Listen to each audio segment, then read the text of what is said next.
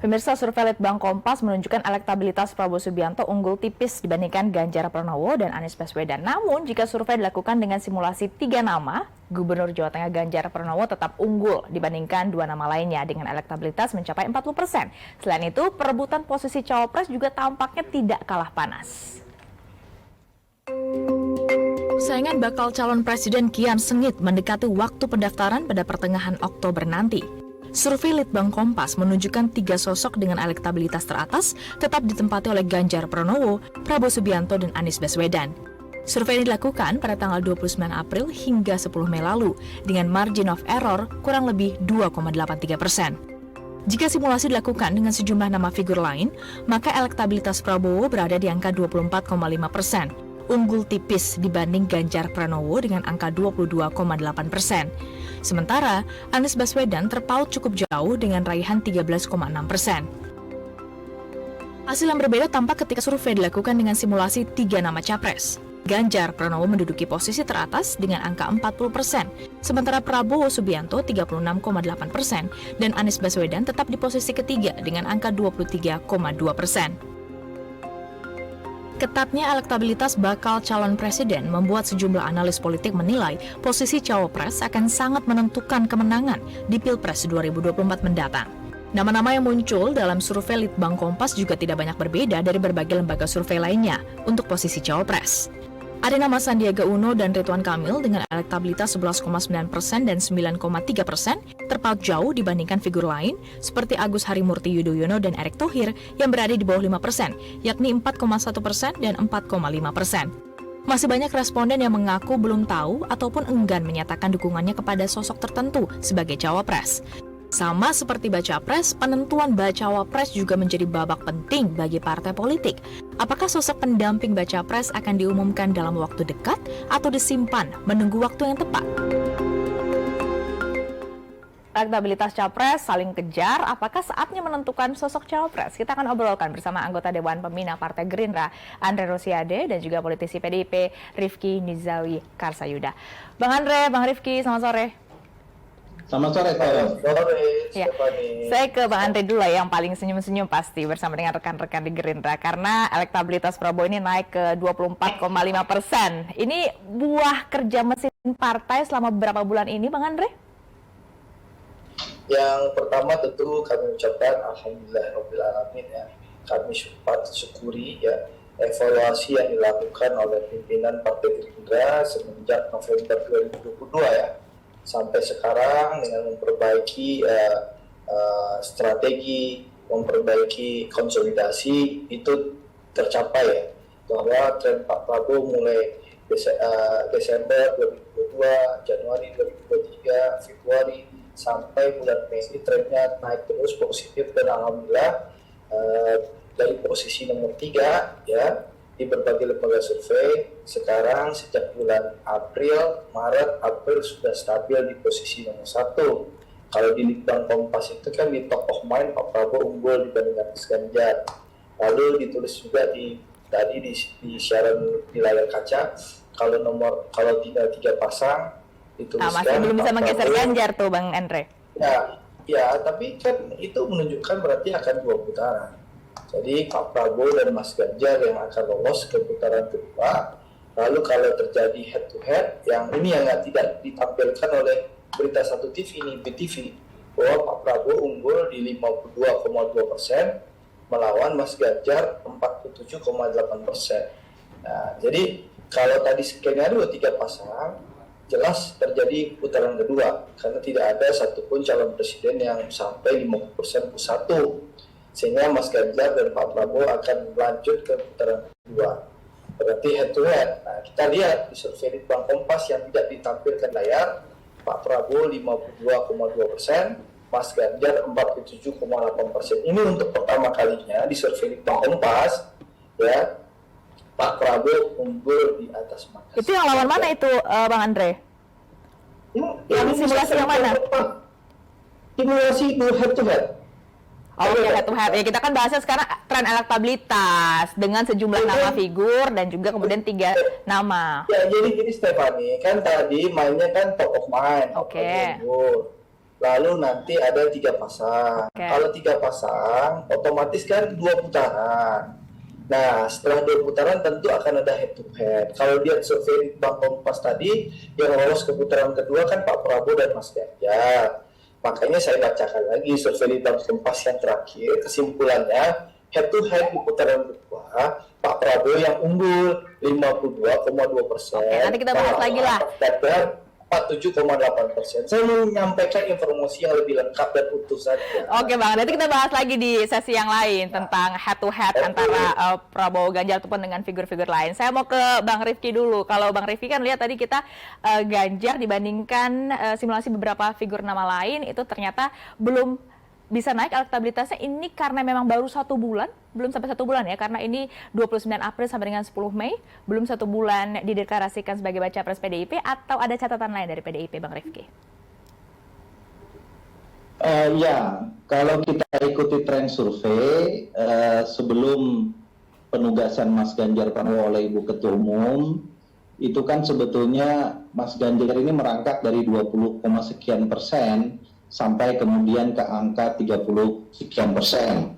Dan kita tahu bahwa dalam hampir 1 bulan terakhir, elektabilitas Mas Ganjar juga merangkak cukup signifikan, hampir di 40%. Itu satu.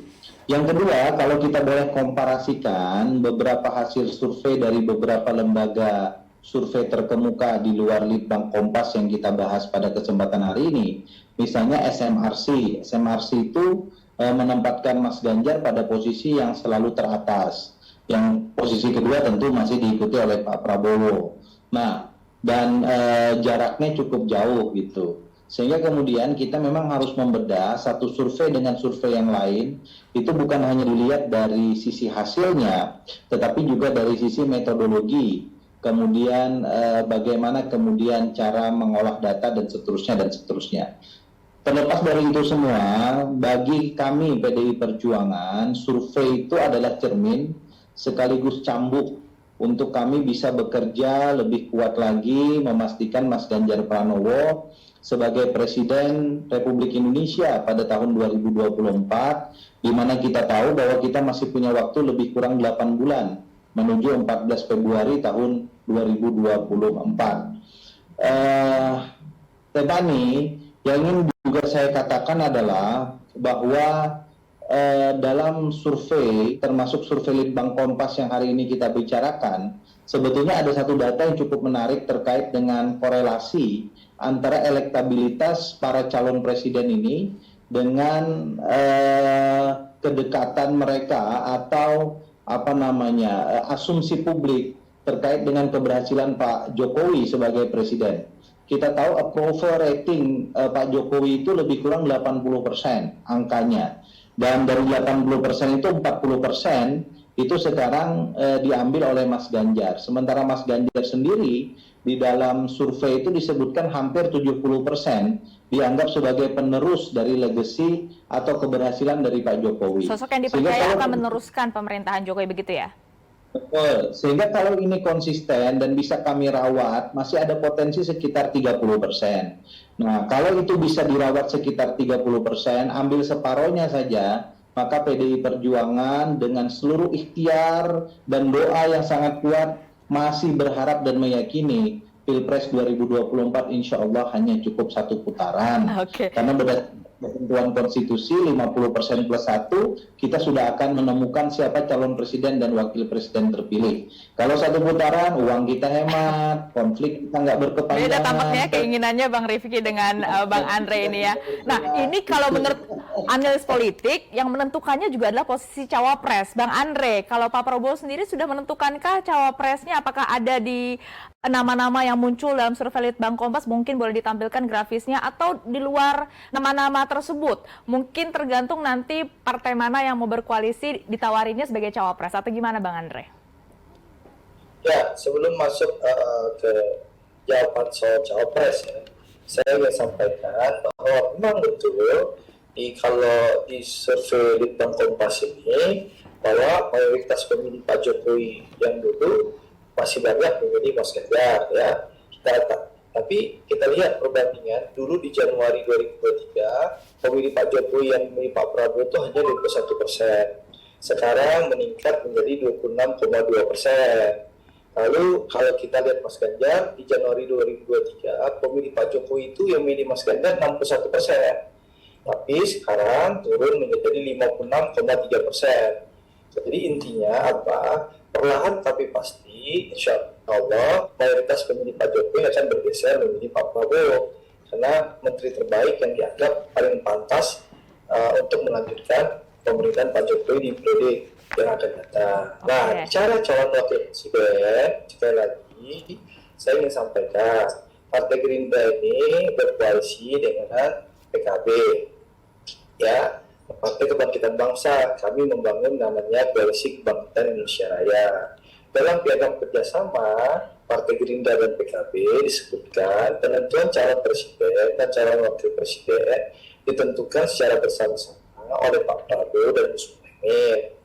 Nah, tentu ditanyakan siapa calon wakil presiden saat ini yang terkuat saat ini dari Pak Prabowo. Saya ingin sampaikan per hari ini saya bicara cawapres yang terkuat, ya, calon wakil presiden yang terkuat untuk mendampingi Pak Prabowo tentu Gus Muhaimin.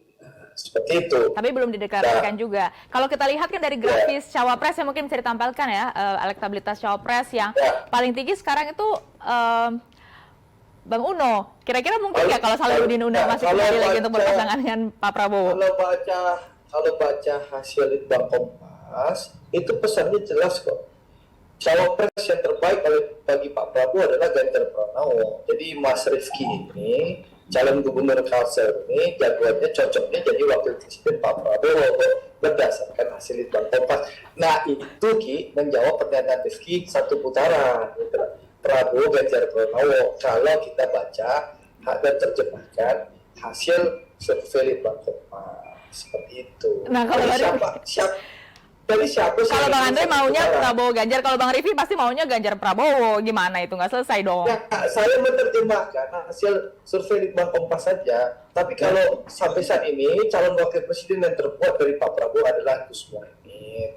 Seperti itu, Stefani. Oke lah kalau gitu ya, walaupun belum dideklarasikan sampai dengan saat ini. Saya ke Bang Rifki dulu kalau gitu. Bang Rifki, kalau kita lihat ini dari survei Litbang Kompas, elektabilitas cawapresnya selain Salahuddin Uno, ini juga adalah Ridwan Kamil yang sekarang sudah masuk ke Golkar. Kan Ketua DPP PDIP sempat kode-kode katanya akan ada Partai Kuning yang akan merapat. Apakah artinya mungkin ada peluang juga akhirnya RK yang jadi cawapresnya Ganjar kalau memang benar merapat, atau ada yang info lain, Bang Rifki? Iya betul tuh. Kalau Bang Andre bilang kalau hasil survei Litbang Kompas itu disampaikan seluruhnya, kita akan sampai pada satu data bahwa kalau Mas Ganjar berpasangan dengan Pak Prabowo itu satu putaran. Tuh. Ya tentu bagi PDI Perjuangan, calon presiden kami nggak bisa diutak-atik, calon presidennya Mas Ganjar gitu. Dan itu angkanya cukup signifikan, dan hanya pasangan inilah yang memang memungkinkan melahirkan satu putaran ya, kalau berdasarkan hasil survei Litbang Kompas. Terkait dengan hasil survei Litbang Kompas individu calon-calon wakil presiden yang tidak kemudian dipasangkan dengan calon presiden yang ada, dalam hal ini adalah 3 pasang calon presiden ini, saya kira bagi PDI Perjuangan masih cukup waktu untuk kemudian Ibu Ketua Umum nanti akan mengumumkan dan memutuskan siapa calon wakil presiden yang akan mendampingi Mas Ganjar Pranowo. Silaturahmi politik, komunikasi politik baik secara terbuka maupun tidak terbuka dalam pengertian tidak diketahui oleh pers dan publik, itu sedang terus dilakukan oleh PDI Perjuangan dengan partai-partai politik yang lain. Termasuk Golkar, Bang Rifki. Dan karena itu saya kira siapapun memiliki peluang yang sama untuk menjadi calon wakil presidennya Mas Ganjar. Kata kuncinya yang pertama adalah calon wakil presiden itu justru akan memperkuat ideologisasi kita terhadap Pancasila, konstitusi, kebinekaan, dan seterusnya. Dan yang kedua tentu harus membantu daya dongkrak elektoral. Dan yang ketiga yang tidak kalah penting, jika kedua-duanya dikehendaki oleh Tuhan dan dipilih oleh rakyat, Kedua-duanya akan menjadi duit tunggal yang tidak berkonflik, yang akan memperkuat satu dengan yang lain, yang akan membumikan semangat politik gotong royong yang selama ini diusung oleh PDI Perjuangan. Oke. Ini kalau kita lihat sebenarnya, kalau bisa diperlihatkan itu ya tren elektabilitas cawapres ini justru yang paling tinggi adalah responden yang belum tahu atau belum mau menyampaikan, ini masih rahasia siapa sosok cawapres yang akan mereka pilih. Ini angkanya hampir 50%, 49,7%. Apakah tidak mau cepat-cepat untuk mengumumkan cawapres sehingga bisa mengambil ceruk itu? Bang Andre, Bang Rifki, saya berikan pertanyaan yang sama untuk terakhir kali. Saya duluan. Boleh, Bang Rifki. Yang duluan ngasih tahu punya capres itu kan sejak awal konsisten itu udah Bang Andre. Itu dari dulu kita sudah tahu calon presidennya Pak Prabowo. Kemudian belakangan ada Nasdem dan kawan-kawan Demokrat, PKS, Mas Anies Baswedan. Jadi biarlah nanti kawan-kawan dua kelompok partai yang bekerja sama ini yang mengumumkan dulu, biar PDI belakangan aja, nggak apa-apa. Berarti nggak apa-apa ya dapat ceruk yang belum tahu mau pilih siapa cawapresnya ya. Bang Andre mau ngambil nggak Bang Andre ceruk ini? Jadi gini, semua kan tentu saling menunggu ya. Kalau kita lihat Rifki itu kan mainnya ini ya, ball position. Dia menunggu serangan dulu kan gitu lah, dengan menentukan cawapres. Jadi gini, intinya kami ya kader Gerindra sudah menyerahkan sepenuhnya dan memberikan mandat sepenuhnya kepada Pak Prabowo untuk menentukan siapa calon wakil presidennya dan siapa mitra koalisinya. Dan Pak Prabowo tadi saya sebutkan sudah mentandatangani piagam kerjasama dengan PKB. Di situ disebutkan penentuan capres dan cawapres adalah Pak Prabowo dan Gus Muhaimin. Nah, jadi saya ingin sampaikan kader Gerindra termasuk kader PKB akan sami'na wa ata'na terhadap keputusan yang diambil oleh Pak Prabowo bersama-sama Gus Muhaimin. Nah, kalau beliau sudah mengambil keputusan, tentu nanti akan diumumkan. Saya saja penasaran nih siapa yang akan diambil keputusan dengan Pak Prabowo. Jadi saya belum tahu juga. Oke. Nah, gitu loh. Jadi konsisten lah ya jawaban Bang Andre ya. Pokoknya semuanya ditentukan oleh Pak Prabowo dan Caimin, tapi tidak dideklarasikan Caiminnya sebagai cawapres. Nah, mungkin nunggu Rifki dulu deklarasi, nanti baru kita kan bisa aja.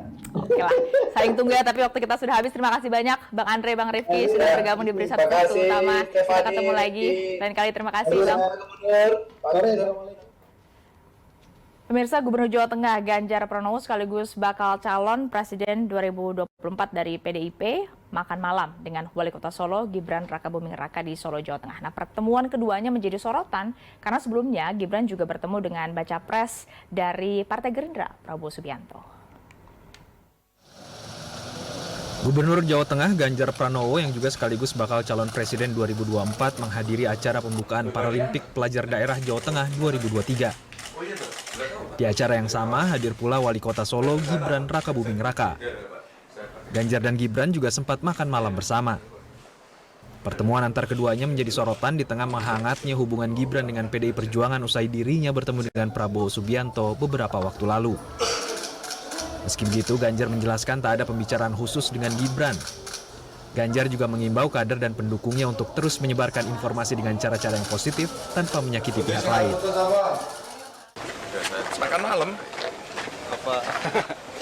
Ya makan malam loh. Bilang Pak Wali tuan rumah ini itu yang mesti kita jaga ya. Semua komponen, kader semua cerita baik, menceritakan hal yang positif, tidak bicara negatif. Itulah. Ganjar juga menegaskan dirinya akan tetap menyapa para relawan di tengah kesibukan yang mengurus Jawa Tengah. Tim Liputan, Solo, Jawa Tengah.